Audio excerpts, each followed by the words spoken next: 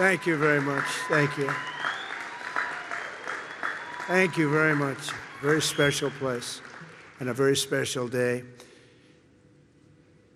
Thank you to Vice President Vance, doing a terrific job. Thanks also to a man who has devoted his life to service members and veterans, Secretary of Defense Pete Hegseth, who's doing really well. He went through a lot, didn't he? But he's doing really well. He's a tough cookie. That's what we want, is a tough cookie.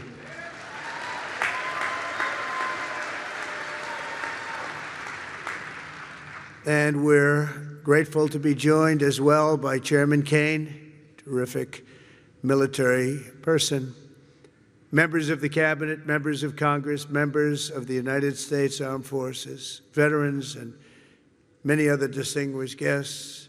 We gather today to honor the incredible service members who rest in glory in this cemetery and burial grounds around the world and in 1,000 lonely places known only to God. In every hour of peril, in every moment of crisis, American warriors have left behind the blessings of home and family to answer their nation's call. They've offered all that they had within them and given their last breaths to each and every one of us that we might live safe and breathe free. This morning we pay tribute to their immortal deeds.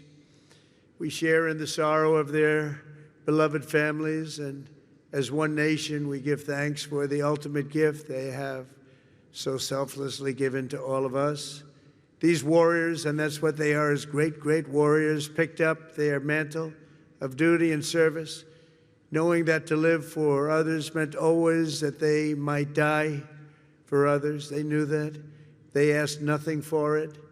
They gave everything, and we owe them everything and much, much more.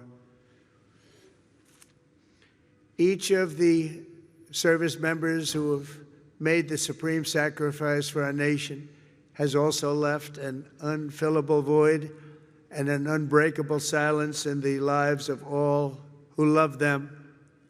For the families of the fallen, you feel the absence of your heroes every day in the family. These are great families. These are wonderful families.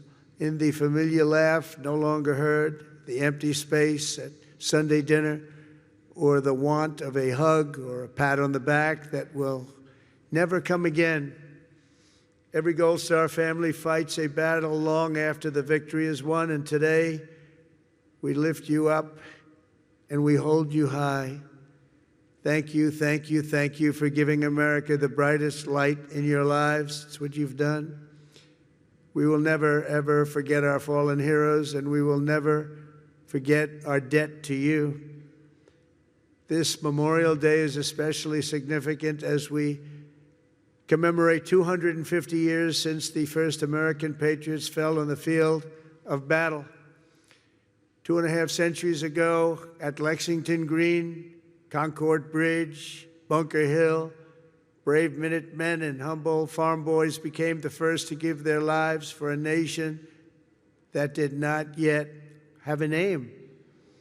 With their deaths, men like John Brown, 23, Samuel Hadley, 28, and Abner Hosner, 21, ignited the flame of liberty that now lights the inspires everybody and the entire world. Those young men could never have known what their sacrifice would mean to us, but we certainly know what we owe to them. Their valor gave us the freest, greatest, and most noble republic ever to exist on the face of the earth, a republic that I am fixing after a long and hard 4 years. That was a hard 4 years we went through.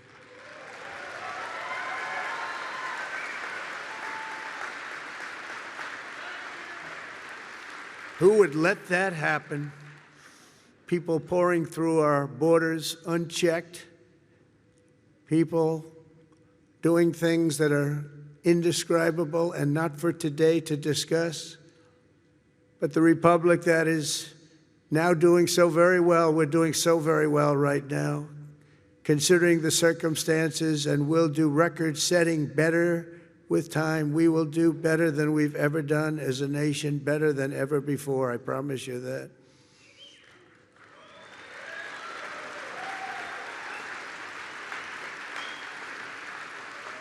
In every generation since, at Trenton and Yorktown, at Vicksburg and Shiloh, and in faraway places with names like Chateau, Terrari, Anzio, Iwo Jima, Quezon, Kandahar, really just a few chosen names, and these are names that have become so important on the altar of freedom.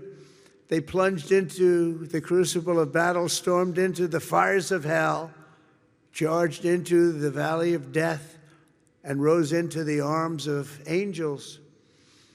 The sacrifice that they made was not merely for a single battle, a long ago victory, or a fleeting triumph, decades or centuries past. Their sacrifice was for today, tomorrow, and every morning thereafter. Every child that lives in peace, every home that is filled with joy and love, every day the Republic stands is only possible because of those who did what had to be done when duty called, and the cost was everything to them and to their families. Our debt to them is eternal, and it does not diminish with time. It only grows and grows and grows with each passing year. The greatest monument to their courage is not carved in marble or cast in bronze. It's all around us, an American nation, 325 million strong, which will soon be greater than it has ever been before. It will be. And so today we uphold the memory of our heroes, as people have done since ancient times, by telling their stories and exalting their names. Senior Master Sergeant Elroy Harworth was a young, beautiful man from Earhart, Minnesota, when he enlisted in the Air Force and was sent to Vietnam. 59 years ago this very week, Elroy and his crewmates climbed into the dark skies over Da Nang on a classified mission known as Operation Carolina Moon. Their aim was to blow up a key enemy bridge, and while other crews had tried and failed, they were determined to try and get it done in face of extreme danger, and they knew how bad it was. As their C-130 closed in on its target, and Elroy jockeyed his 5,000 pounds of explosives into position, the aircraft came under unbelievably intense fire. They'd never seen anything like it. Try as they might, they were hit as the plane swung low and they went down deep in enemy territory. Elroy was just 24 years old when he gave his life for America, leaving behind a beautiful young wife who was 7 months pregnant. That meant Elroy would never know the joy of meeting his son Troy or seeing him grow, and he would never have the pride to watch his son follow in his father's footsteps and serve 2 decades in the U.S. Army. Sergeant First Class Troy Harworth is with us today, joined by his wife Sonia and their son John, the grandson Elroy never got to hold. Thank you, Troy, and thank you, John, and above all, thank you, Elroy. Thank you very much. Please stand up. Thank you, wherever you may be.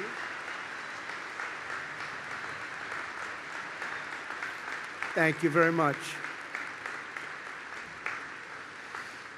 Great family. Corporal Ryan McGee of Fredericksburg, Virginia, knew from the time he saw the towers fall on 9/11 that he wanted to be an Army Ranger. He was an American guy, all American. He was a tough guy. He was the top of everything. In high school, he was captain of the football team and was voted friendliest and most charming by his peers. Ryan joined the Army soon after graduation, and after 3 tours in Afghanistan, he deployed to Iraq. He and his unit were tasked with hunting down a weapon facilitator and a suicide bomber cell near Baghdad, a vicious, vicious cell, killing many, many people. 16 years ago this month, they engaged the enemy in a firefight, and Ryan was mortally wounded. He gave his life at 21 years old, and today he rests until the end of time in the famed Section 60 here at Arlington, where we have buried our honored dead from the War on Terror. We are joined today by Ryan's mom, Sherry. And Sherry, all of America shares in your grief, and more importantly, we share in your pride in your wonderful son. And thank you so much for being here, Sherry. Please, Sherry.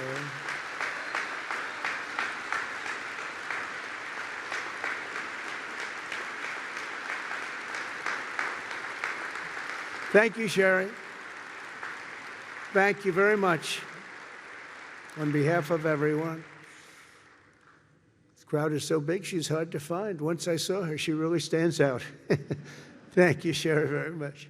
Senior Chief Petty Officer Shannon Kent grew up in Pine Plains, New York, before enlisting in the Navy in 2003. And she quickly became one of the rising stars. She was an absolute winner. As a linguist, translator, and cryptologic technician, Shannon worked alongside elite special force units like Delta Force and Navy SEALs to help them capture and kill terrorists. She was among the first women ever to do it, and she did it better than anyone. In January 2019, Shannon was on her 5th combat deployment, embedded with a team hunting ISIS terrorists through the streets of Syria, when a suicide bomber detonated his weapon, killing Senior Chief Kent and 3 other wonderful, beautiful Americans. She left behind her husband, Joe, and their 2 sons, 3-year-old Colt and 18-month-old baby Josh. Today, Shannon rests in peace on these grounds alongside her comrades. To her boys, Colt and Josh, who are here this morning, now aged 9 and 7, let me say your mom was a hero, and her love, her strength, and her spirit are always with us and always be with you. She loved her boys. To Joe, the boys, Shannon's parents, Mary and Stephen, and her sister Mariah, Shannon's name will live forever in the chronicles of true American patriots. I just want to thank you, and thank you so much for being here in honor of your magnificent family member. Stories like Shannon's, Ryan's, and Elroy's remind us of the real meaning of the day. And I want to just say, please stand up wherever you may be. The boys, I want to see those boys. Where are you?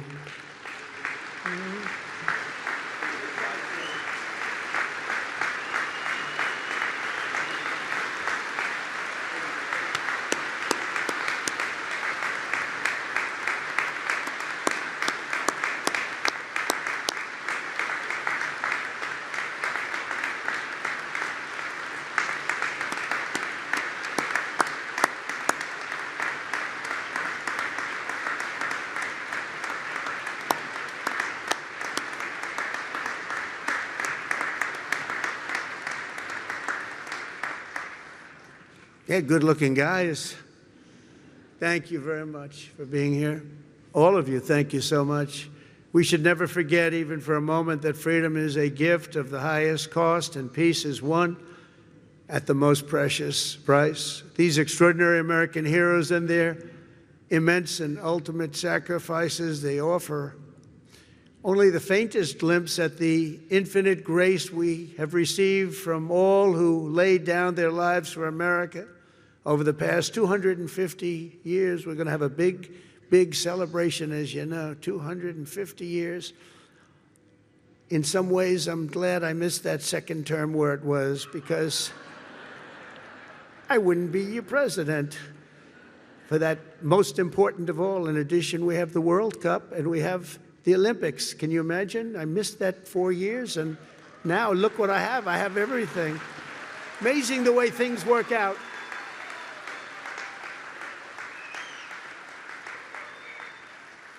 God did that. I believe that too. I did it. You know, I got the World Cup and I got the Olympics. The 250 years was not mine. I'd like to take credit. But I got the Olympics, I got the World Cup when I was president. And I said, boy, it's too bad I won't be president then. And look what happened. I turned out, and we're going to have a great time. We're going to have a great celebration. But most important of all is the 250th anniversary. That blows everything away, including the World Cup and including the Olympics, as far as I'm concerned.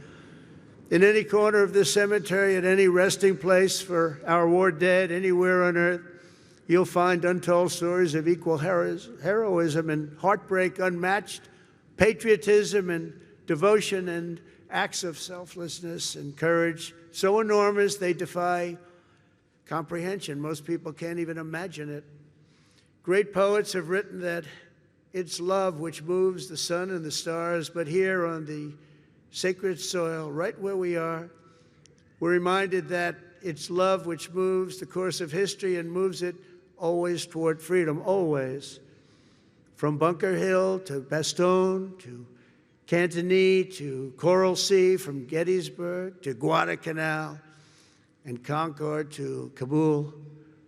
America's best and America's bravest have fought, bled, and died so that we could pick up the torch of liberty, raise it high, high, high, and carry it onward to places they could never have dreamed of before. Today we honor their memory. We remember their gallantry. We just revere, in the highest sense, we just revere their incredible legacy. We salute them in their eternal and everlasting glory, and we continue our relentless pursuit of America's destiny as we make our nation stronger, prouder, freer, and greater than ever before. May God bless our fallen heroes.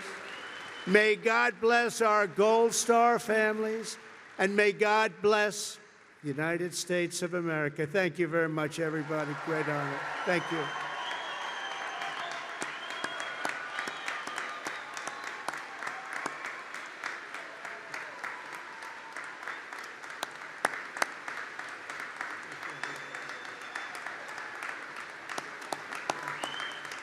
Thank you very much.